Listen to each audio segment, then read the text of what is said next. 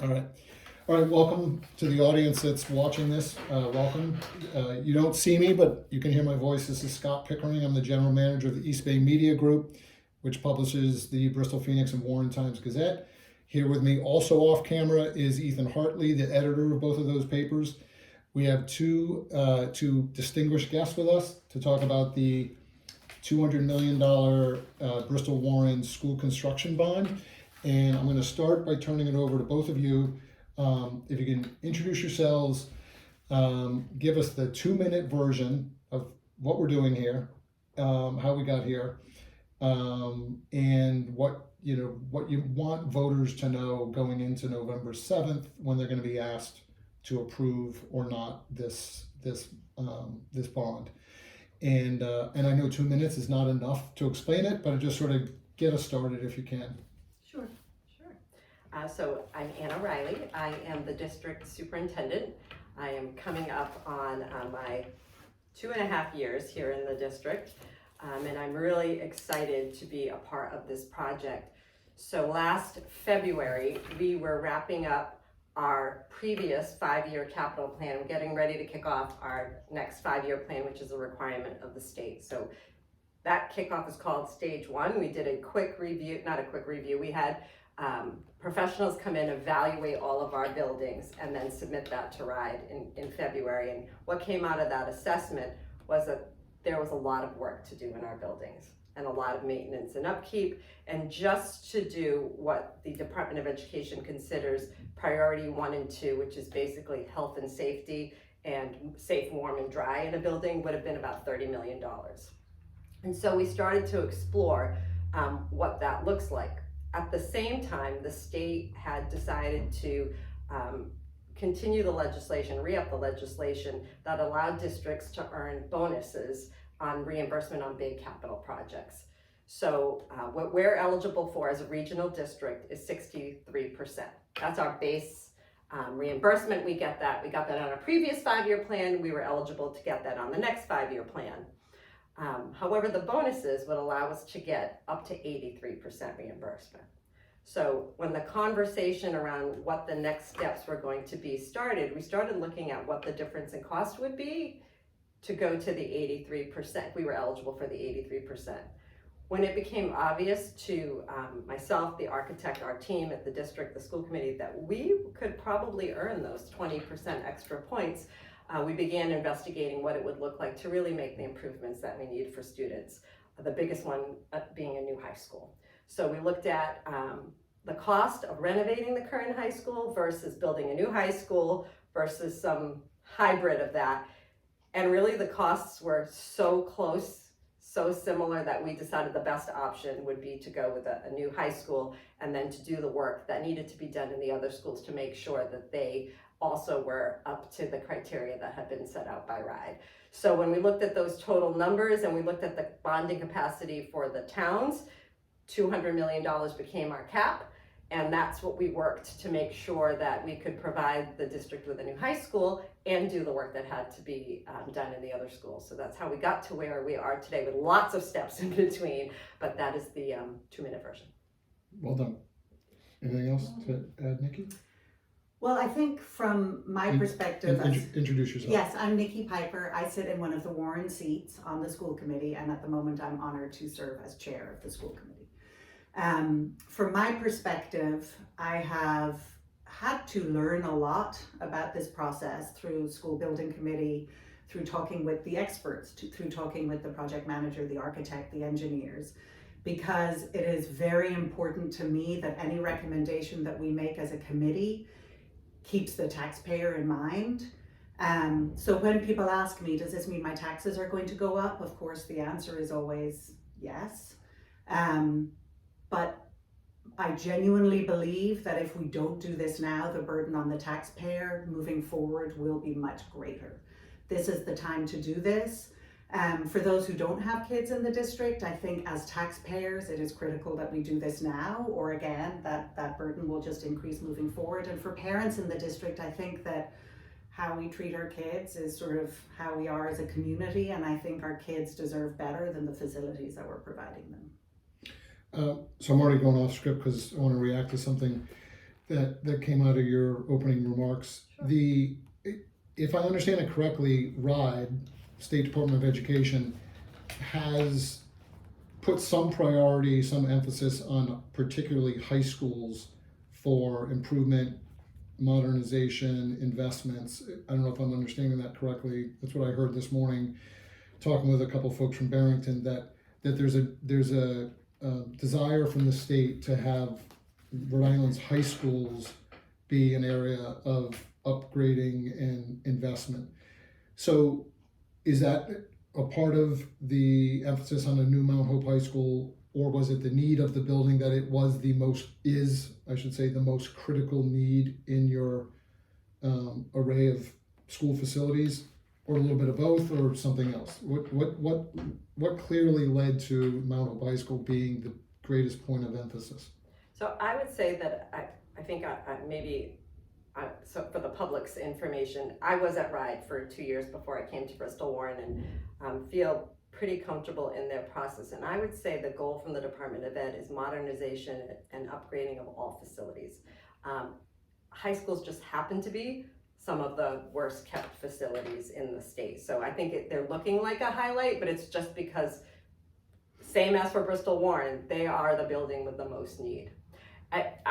I guess the caveat I would say is Good Terrace is the building with most need, but because of our enrollment, that's actually slated to be returned to the town and closed as a school. So the next building with the most need is the high school. The high school just was built in a fashion that wasn't ever intended for New England. Rogers High School was built similarly. It's a very, it's called what they call a California style build. It's separate buildings connected by corridors, which in California wouldn't have connecting corridors. Students would just walk outside. Mm-hmm. However, that's not what happens in New England. So they have these corridors attached, and it was seated right on top of the Silver Creek. And so I'm sure they thought that would be very picturesque for the students, not anticipating all of the water issues that would develop in the future. So for us, the building that needed the most repair was the high school. Scott, if I could just add to that, I also think that the reason that our high school is critical, because nothing about our high school looks like higher ed or a workplace. And we are supposed to be educating our kids to join the world, however they choose to do that, be it in higher education or by joining the workforce. And there is nothing about our high school that currently mirrors what their next chapter is going to look like. And I think we're doing them a disservice for that. I promise I'll give Ethan a chance to talk, but I'm going to continue on this. So of the $200 million, an estimated $165 million of the bond would be used towards the Mount Hope project, to build a new Mount Hope High School, to tear down the old one in the same campus footprint. So obviously this new building would be 21st century, state of the art, and you can elaborate on what that actually means, because it's a two-part question. First part, can you describe what that means? What is a 21st century state of the art high school? What does it look like? What does it have that the current building does not? And part two, would that modern facility change any of the curriculum, any of the programming, career and technical education, any of the offerings, the content of what goes on at Mount Hope High School? Sure. So actually, Nikki's kicking that conversation off perfectly. Our goal in a 21st century high school is really to prepare kids for college and career. And so currently we have 3 approved CTE programs. We're applying for 3 more programs this year, and we anticipate in the next few years another 3 to 4. So by the time this new high school opens, we hope to have somewhere between 10 and 12 approved career and tech programs or pathways for our students. There are new high school graduations that just recently came out from the state that require every student before they graduate to do an apprenticeship, an internship, service learning, some form of connection to the community and the workplace that allows them to explore what engages them and what it is they want to do with their futures. And so we are really working hard to connect that to programs that engage students, particularly our CTE programs and our pathways, because every one of those programs leads to either college or career. Students can earn either college credit or job certifications that they can take with them when they leave. So that is the environment we want to provide them. So when you look at our building and the initial design, which is really only I keep calling them boxes, we're just boxing things up until we get to really talk to the staff and the teachers, the students about what we want the school to look like. But our CTE programs have been front and center in our mind. We have a growing construction program. We have more than 150 students in our current construction program, and we're operating out of two, I'd say old-fashioned, I'd say antique wood shops. And the staff, the teachers are doing an incredible job of creating a modern opportunity for students, but not with modern equipment and not with a modern facility. So certainly that could be improved. When I walk into our business and entrepreneur class, the teacher and the students have done a great job of creating an environment that looks like it's supposed to, but it's still just desks and a classroom that exist in every room. We want that to really look like the workplace for students. We want our students to feel like when they're working on a marketing plan for their small business, that they're in a small business, that they are in an atmosphere that allows them to be creative and know what it feels like to be in that kind of a workplace. And for students to want to be in those rooms because of the engagement they see from our students and from the environment. The other piece of that is not in the design of the current high school is because it's that individual buildings connected by corridors, there's not a real feeling of community within that building. You're never all together in any space unless there's an assembly of some sort or at lunches. And the new building really creates some community spaces for students and faculty to be together as a school community. The media center is 2 stories. Our kids love the library. They want to be in the library. They want to hang out in the library. It's not big enough for all the kids to hang out. So we want to create a space where kids have a space to go to do homework, to work on projects, to be after school because it's inviting and welcoming and they want to spend time there. The cafeteria is open to the rest of the building, so you're not separate when you're at lunch. It's not a place where you go eat and get out. It's a place where you take a breath from your studies, you eat, you socialize, and then go back to work in the academic classroom. So I think that those two things coming together, really the academics and that feeling of community is what we're looking for. We want really for kids to feel like they belong and that they want to be there. That's the goal of what we're presenting. I want to jump on that question too. Does the construction of the new high school with the new facility space and abilities that opens up, does that sort of rely on, or does the offerings you want to provide with CTE rely on a new building? Because at the moment you're sort of making it work. Mm-hmm. Are you able to expand the programming with the current site, or does that require a new building? So it requires us to be creative, and we've been doing that. So when I say truly, and I know Ethan, you've been in our building, when you go into our construction, our old wood shop, they've turned it into a construction classroom. They've done a good job of making do, and we could continue to do that. When we add our new programs, we can make do with what we have because we want kids to have the opportunity. But right now, we have this huge town-wide opportunity to provide them with, instead of a make-do situation, to have really what we should give them, which is that high-quality, engaging space that they deserve. So could we do it anyway? Of course. We have great staff. They'll figure it out. If I tell them all they have is 4 cardboard walls and 8x8 space, they'll make it work. But that's not ideal, and we want kids to want to be in those rooms. I believe if the spaces looked more and reflected more of what the work environment was, more students would want to be a part of those programs. Instead, it's the small group of kids who really know that's what they want, that's what their niche is, there's some connection to them for it. They sign up for those classes, but I think if our classes reflected what it looks like out there in the world, that I think more kids would engage and would want to be a part of those programs. So I think having a facility that supports that would engage more students in wanting to be a part of those programs because the space itself would be inviting.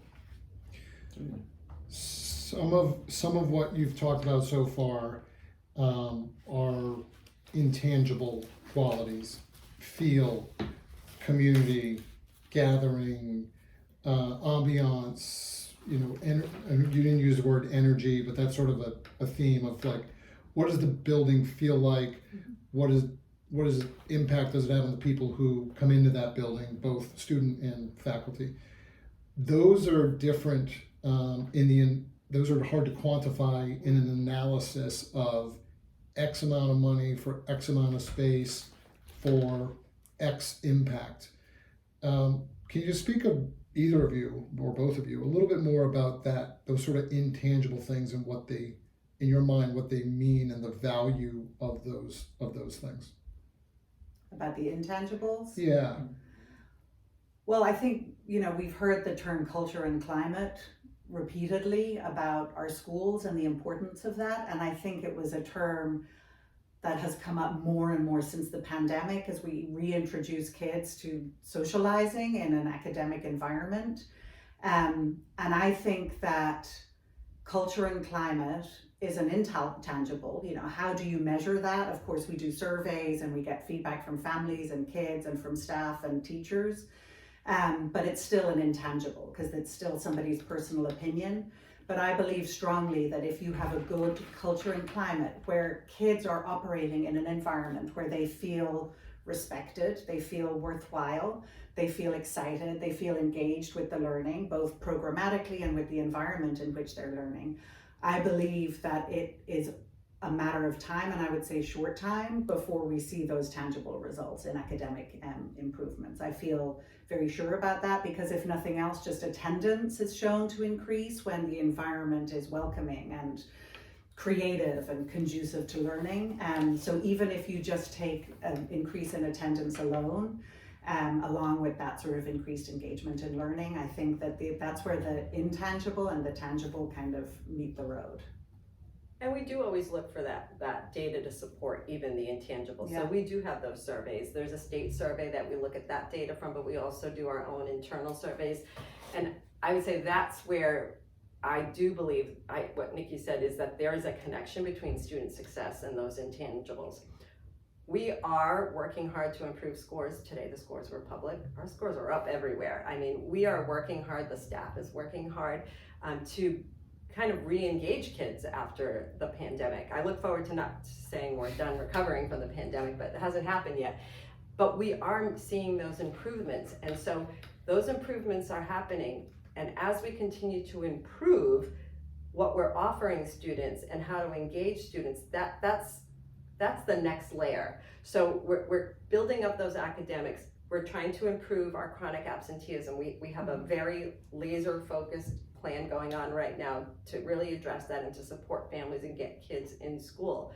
But part of what gets kids in school is that feeling of belonging and that there's a value in the space they're in and that they're valued because we value the space they're in. And I think that is an intangible that will continue to push kids' proficiency in a tangible way without being able to say this is why. But there's data out there that every time you have a new building, scores do go up, attendance goes up. Those are factual. That's happening in districts where they where they put new schools. And so we know that'll be another little push on all these little small nudges we're making. That'll just be that final nudge, I hope, that pushes us over that mark, because I think our staff, our admin team, they're working very hard to get kids engaged in school and to be successful. This is just that next layer. What's that next thing that we can do? I promise we will talk about stuff other than the high school, but we'll stay on it just for another second. There was a letter that's running this week from a abutter of the school. I believe he was at the abutter meeting. He's always had very positive things to say about the district, but he's concerned about flooding downstream of the school site. Basically, I don't think he's concerned about flooding at the school. I think he's concerned about the effects of construction on surrounding area. Could you talk a little bit about the process of how you went about the site choice and then the environmental sort of work and analysis that went into the construction of the new school, and what is sort of like guiding your belief that it's going to be okay, or if it's not going to be okay? Sure.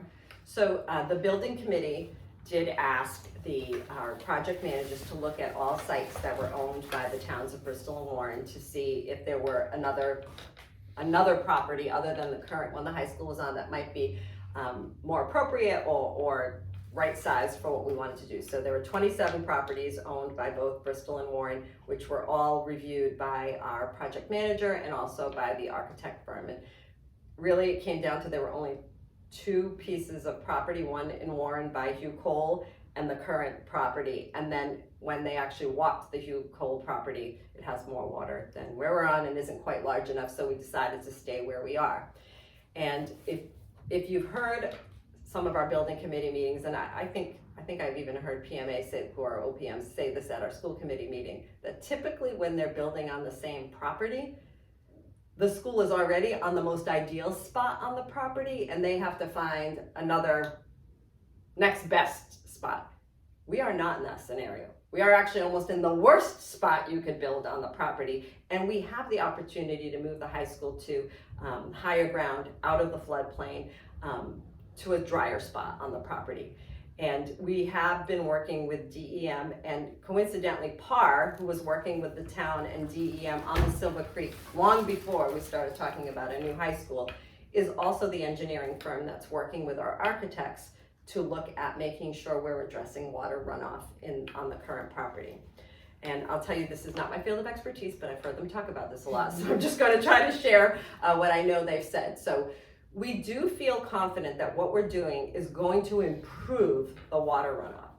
What we're doing is not going to make it worse. Can we say for sure that no one's ever going to have water again in their basement or in their yard? We don't know what's going to happen with the environment and rainfall and all of that moving forward.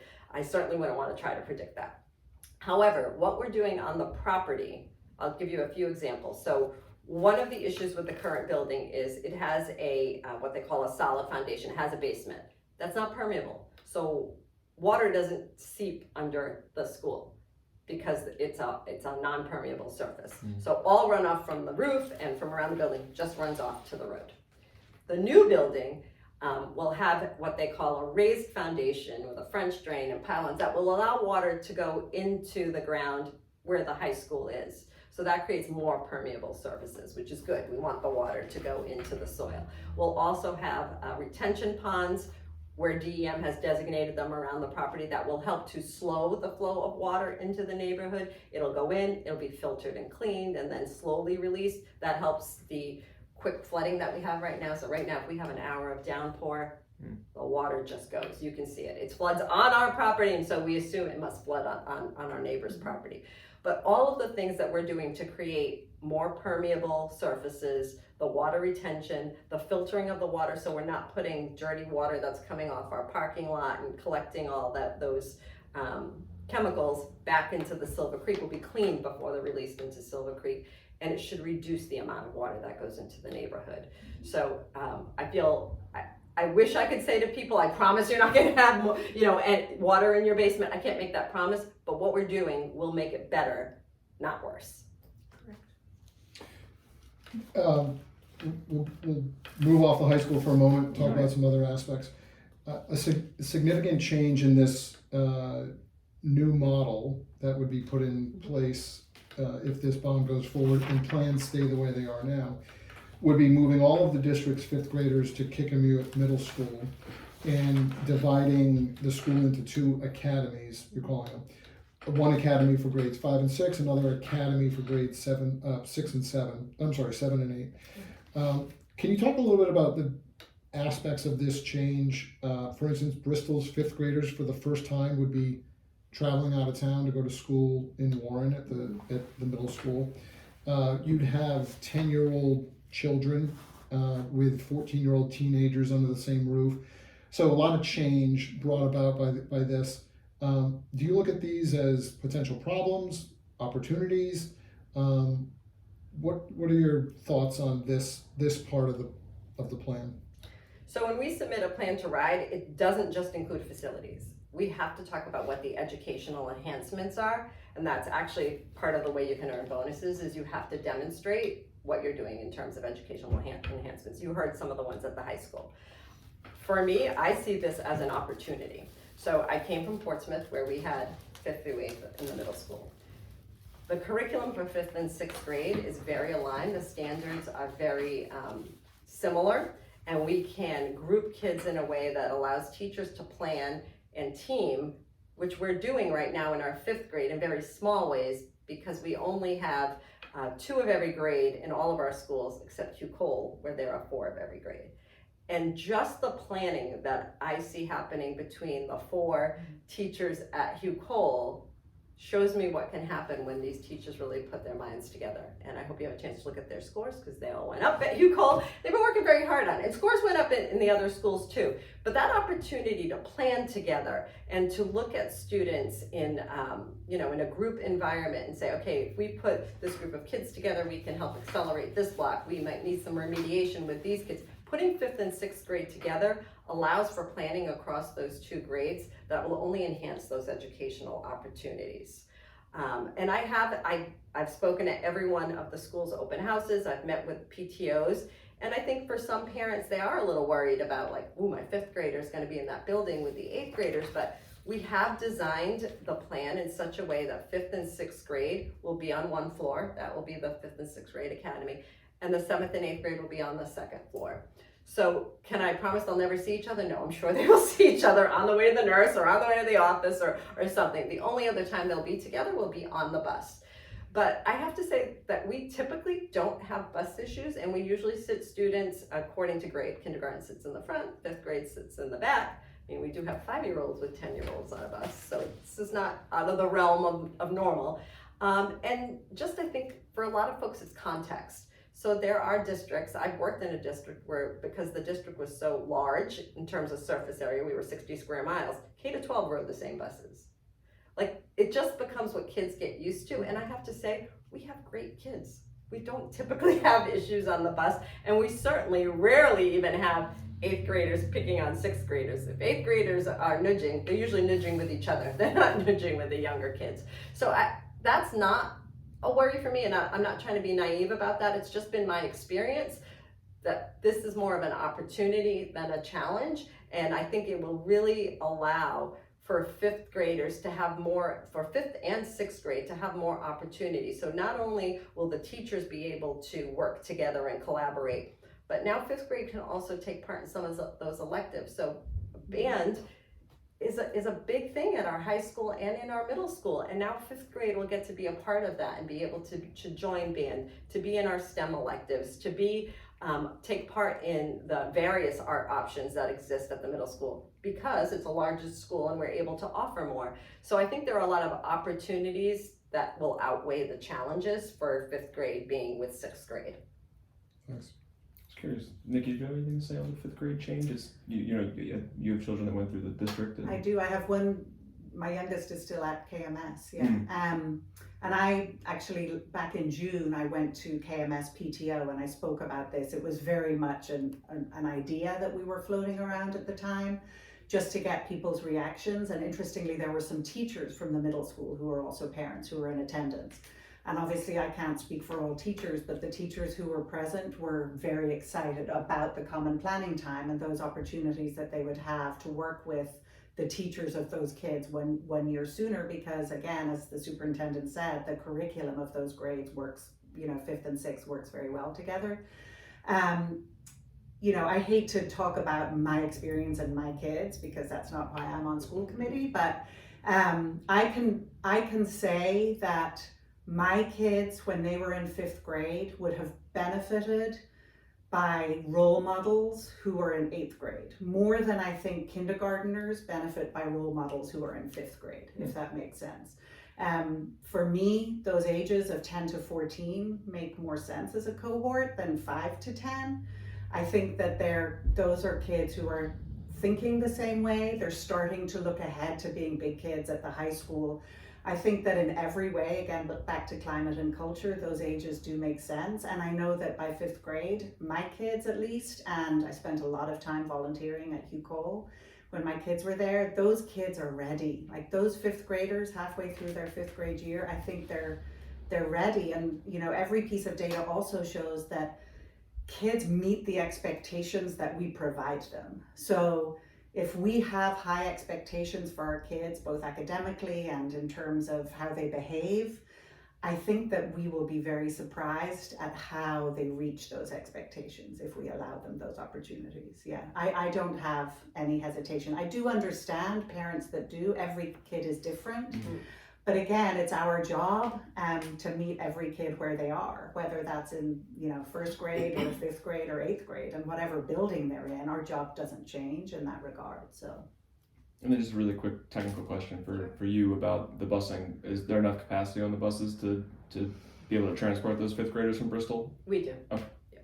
We have, so we pay for buses by the day. Mhm. So our biggest route right now is elementary. It'll just even out.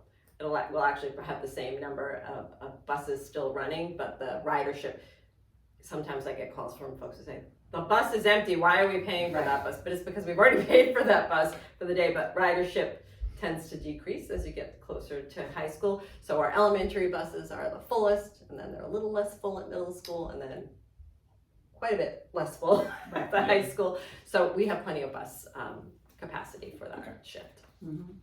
And I think it's important to note too that we did listen to feedback from parents about that and sort of reframed the concept of the entryway to the school so that when the kids get off the bus, you know, there was discussion about multiple entries, which the principal and the leadership at the school felt wasn't safe. You know, the more entry and exit ways you have, obviously the less safe it is. So now where they've landed at is the idea of one place where kids come in, but as soon as they meet an adult, those kids are separated to their own academies by grade level. So it's sort of, again, I think listening to the feedback from the parents, but also listening to the concerns of the leadership of the school in terms of safety and just human management. And I think that this idea seems to be the right place to land to keep everyone feeling safe. So we created the two entrances, but they're just inside the building. Right. So there's one main entrance, and then there will be a 5th and 6th grade entry that takes them to their first floor wing, and then a 7th and 8th grade entry that leads to a stairwell that takes the 7th and 8th upstairs. Physically different doors? Correct. Kind of thing? Okay. Yeah, like a hallway where they go down. Yeah. Inside, so they come in that one main set of doors. Gotcha. Do you want to switch gears? Slightly, Good. but so one aspect of this is that you would be able to take the district's fifth graders, fit them in the Kickamuit building without really adding capacity, without expanding that building. Correct. And you can do that because you've got so much underutilization of the space. Correct. So, and this may come out as a challenging question, but so be it. That's what we're here for. So the reality is that the Bristol Warren student population has been shrinking for a number of years, and I think your projections are that that may continue for a little bit longer until maybe it levels.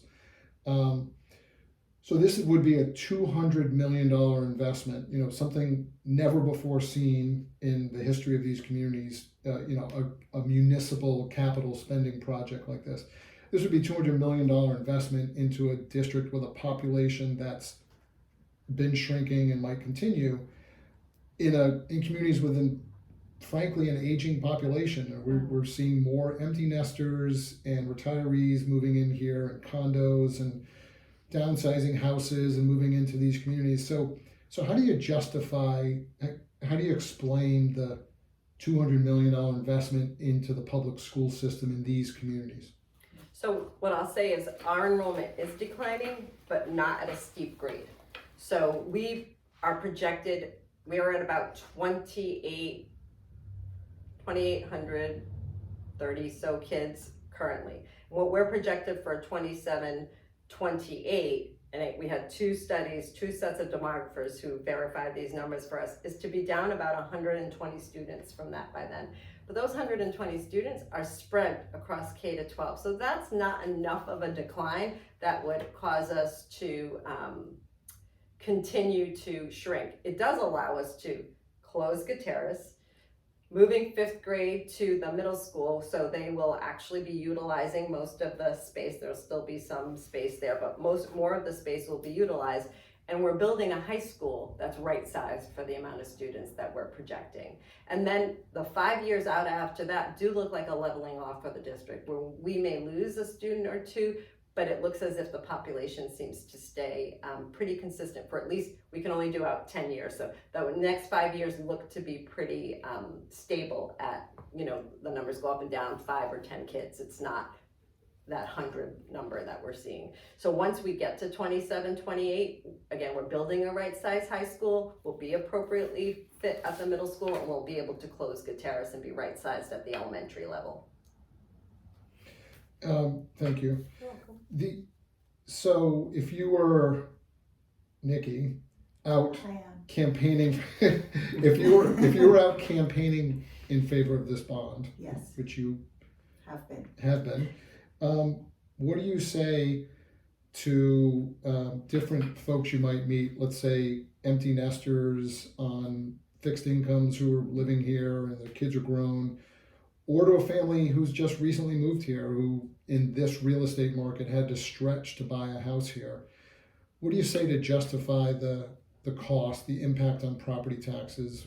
What's your campaign pitch? Well, sort of to start, I have found in the conversations that I've been having that most of the people that I have spoken to seem to understand the importance of a good public education. And a good public education means providing kids with everything that they need to learn and grow and become good citizens.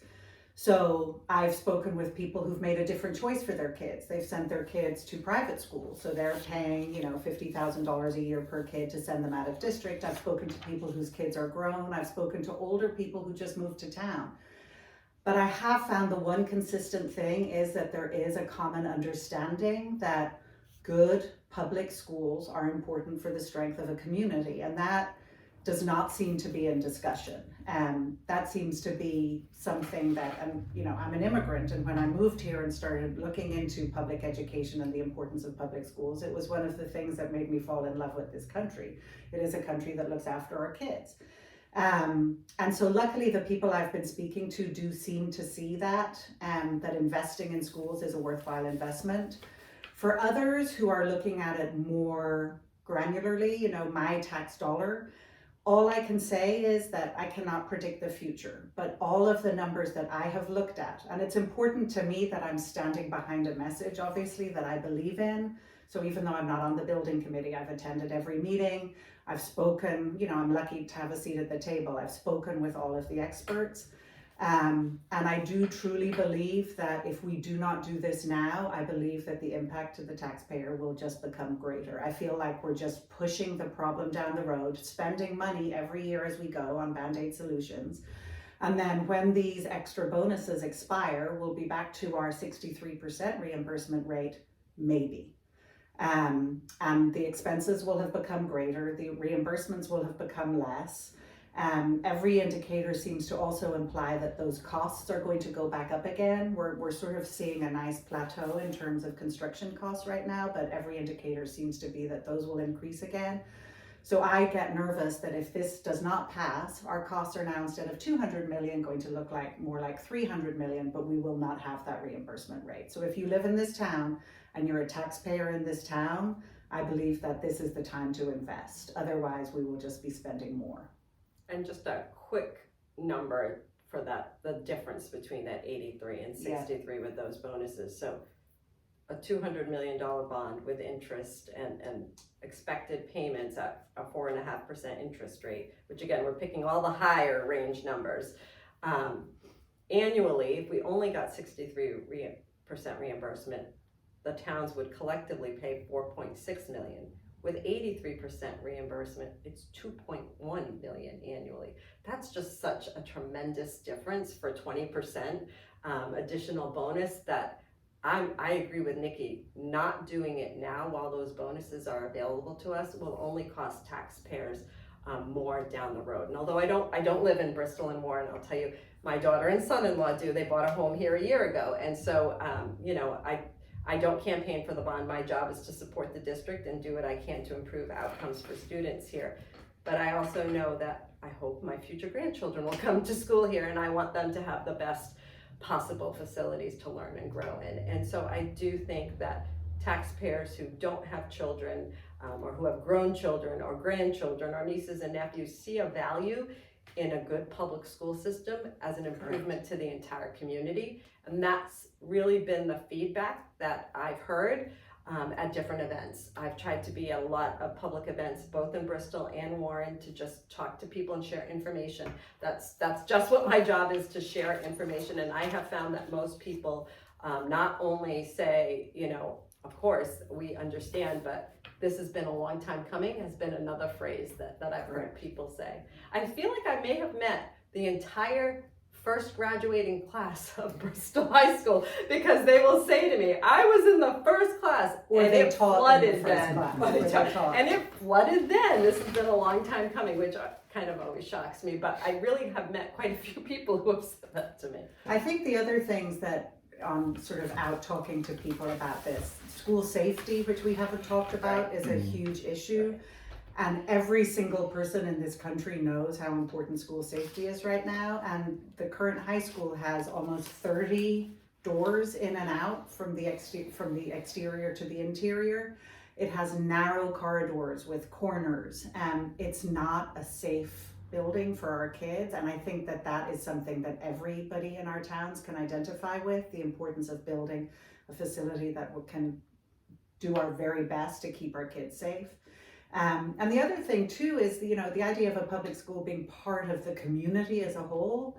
And our community parts of our building right now, if you think about the auditorium or performing arts center, the athletics area, they should be welcoming, open parts of our community. And they're not. You know, there is nothing that is welcoming and open about those spaces as they are right now. And again, they're also not safe. Those sort of community facing parts of the building are joined to the academic parts of the building inside, whereas in a new building design, you would have those parts of the building can be securely locked off. So that's the school safety piece is something else that I feel like is a universal priority for people. I think it's helpful, and I'll give you an opportunity to plug it, because if an individual taxpayer is curious what the impact will be for them, do you have a tool for them available that I might have seen recently? Yes, we do. We put it went up on the website on Friday. Unfortunately, it's not mobile friendly, so you have to be on your computer and you download a spreadsheet, and then you can put in, there's a link there, you can find your assessed value of your home, which is not what Zillow says it is. I keep saying to people, it's a very different number. Is Zestimate's different? Yeah, Zestimate is different, but you can just literally put in your name and it will bring up your home and it will tell you the assessed value. You plug that into the spreadsheet. And then we have 3 different categories, low, medium, and high. And today we just put up definitions of what those mean. They're very clear. We're encouraging people obviously to look at the medium line, but we want to give them both sides of that. And very simply, the high is full 83% reimbursement for all 200 million. The low is 63% reimbursement for 200 million. The medium is where our OPM sort of say, you know, with some moving here and there, will probably be where we land, which is 83% approved reimbursement on 175 million. And so then we'd be paying the 63, we'd only get the 63 on the other. Just say it didn't all qualify for the 83. So that medium line is the sort of safe bet where we're telling people to take a look. But it's very simple. You plug it in and it spits out what your monthly, quarterly, and annual tax increase will be. I'm bouncing around a little bit here, but going back to population, I thought of something. So I've done a little bit of in-depth reporting and look at East Providence, which recently built a new high school for 197 million, I think was the number, somewhere close to 200 million. Their experience has been, and I'm working on a story to quantify this, but their experience has been that after they opened it, it became a draw with students from other districts wanting to enroll in the CTE programs, and with families moving into East Providence to get their kids in that school system to that high school. Is any of the projection, any of the analysis here in Bristol Warren anticipating any sort of trend reversal in that way? That you mentioned, Nikki, families with children in private schools, but you know, would there be any analysis that some of those families might switch or never send their children to private schools because, oh, there's a gleaming new high school here, or students from outside districts, other districts choosing to enroll in CTE programs or any other program at Mount Hope High School. Is any of that analysis taking place where you might actually, and if the point of all of it is to say, would there be capacity if you saw a reversal of the trend and you became a destination place? So the demographers do project some of that. They look at your current our current population of students who are out at other CTE programs, students who are in private school, and they do an estimate of you may get X number of students may return, again, based on trends. So we are able to submit that to RIDE as part of our square footage in terms of our build. So we do increase the capacity of the high school to match what the demographer says you may get in return. And if we don't get all those students back in terms of private school students who return or new students moving into the district, that does give us the opportunity to tuition students in. That's a choice a district makes. We could say we're at capacity, we can't tuition any students into our program. But if we're not at capacity, we could tuition students into our program. For example, today, we tuition a couple of students into our engineering program. We can't tuition anyone into our construction program. I barely have enough room for our kids to fit in there. But perhaps with a larger facility and more staff, we could have that opportunity to be, and there aren't a lot of home building construction programs such as ours. So that is a place where we see an opportunity that when we expand and we have more space and we have more instructors, we may be able to tuition students in. So they allow you to build a little bit of wiggle room for that, but they like to try to keep it tight to the demographer study, and the demographers are really careful about the data they use for that. We'll wrap up soon. I'm going to keep throwing a couple more questions, or Ethan may as well. We didn't really talk about the elementary schools specifically, other than the change in the model. Again, the vast majority of the money allocated here would go towards the high school. What would be invested in the remaining elementary school buildings? What would be the improvements, whether it's spacing, technology, resources? What could you do in the future that you're not able to do now? Talk a little bit about what would change at the elementary school level. So the only thing we're allowed to put into a capital projects are capital plans. So for Colt Andrews, for example, there is some HVAC work in the Colt building. The Andrews building got a more recent HVAC system, but Colt was not upgraded because it's a historical building, and doing work there always kind of doubles the price of everything. But we're able to build that into the capital plan. So there will be some work done at Colt Andrews to improve HVAC, and also to do some work around the safety and security of that building. As you know, we're two buildings, kids are going across the street all day. We're working with the town on a plan that would help to increase safety and security at Colt Andrews. One of the surprises, I think, for the building committee and for myself was Rockwell's need for systems. So one of the things that came out of the study that wasn't really on our radar was that their electrical system and their mechanical systems are almost at failure stage. So there's actually quite a bit of money going in to replace all of those systems at Rockwell, which because our custodians and our maintenance staff do such a good job of keeping our buildings looking good that I don't think anyone expected that Rockwell was really like on the inside, in the walls at that far a stage. So that's some of the work that actually, if we get approval from the voters and then from RIDE in December, is slated to try to begin as soon as possible, as early as June of 24, because the need is so great at Rockwell. So that was one of the things that came out that we'll be able to correct and improve. Hugh Cole has quite its old wing. It was never made ADA accessible, and it houses all of our intensive programs, which means we have students who have a need for everything to be accessible to them. So there's quite a bit of work that will go on there, including HVAC in their old wing. So there will be work at every one of the schools. I'm missing one. Colt Andrews, Rockwell, Hugh Cole. Nope, that's it. Yeah, you're covering them. There's another one you're closing down. Yes. And I think that when we were looking at utility usage, energy usage in each school, Rockwell's was the Crazy. spike.